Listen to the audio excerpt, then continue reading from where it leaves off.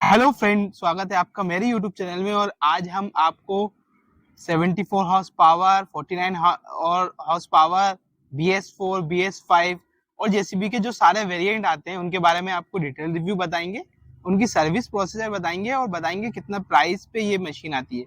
और मेरे पास बहुत सारे कमेंट आते हैं, जैसे कि आप कितनी डाउन पेमेंट करें, कौन से फाइनेंस करवाएं और क्या मशीन कितने में डाउन पेमेंट में जाएगी, इस मशीन का प्राइस कितना है, कैश में कितने की पड़ेगी। तो सारी जानकारी हम आप राज जी से पता करेंगे। तेरी राज जी बताइए इसके फीचर्स के बारे में।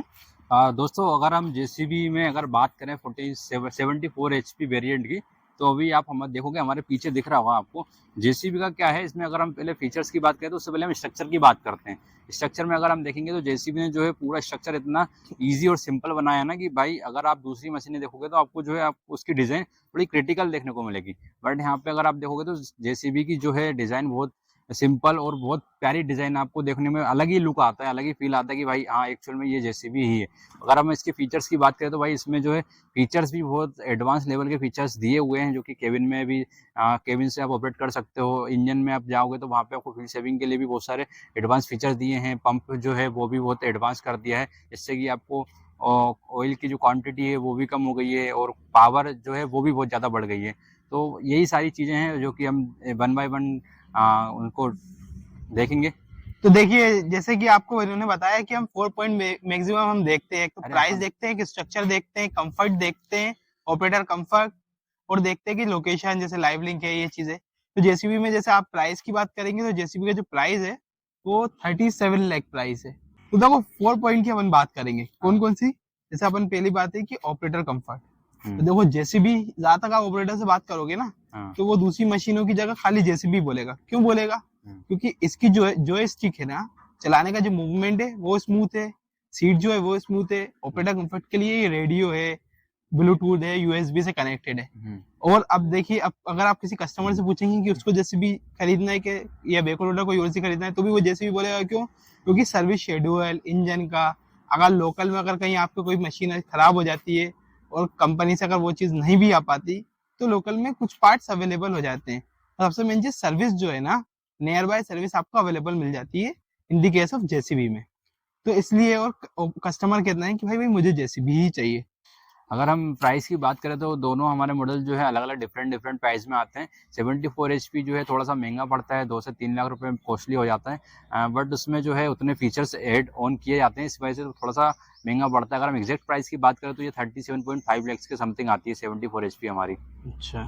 तो और जैसे कि कहते हैं ना, सबसे ज्यादा लोग जेसीबी ही क्यों परचेस कर रहे हैं? जेसीबी भाई इसलिए परचेस कर रहे हैं क्योंकि इसमें जो है आपको सर्विस जो है आपको हर जगह मिल जाती है, पार्ट्स एबिलिटी हर जगह मिल जाती है। और इसमें जो है कि आपको एक नाम भी बहुत बड़ी चीज़ होती है भाई। अगर ब्रांड, जैसे अगर आप कोई और ब्रांड आप खरीदते हो और आप अपने यहाँ लोकल में चलाते हो तो वो कोई फील नहीं आएगा, किसी को ये एहसास भी नहीं होगा कि भाई उसने कोई मशीन खरीदी है, कोई बैक लोडर खरीदी है। बट अगर आप जेसीबी खरीदते हो तो आसपास के 7 गांव में पता होता है कि भाई सोहेल भाई के पास जेसीबी मशीन आई है।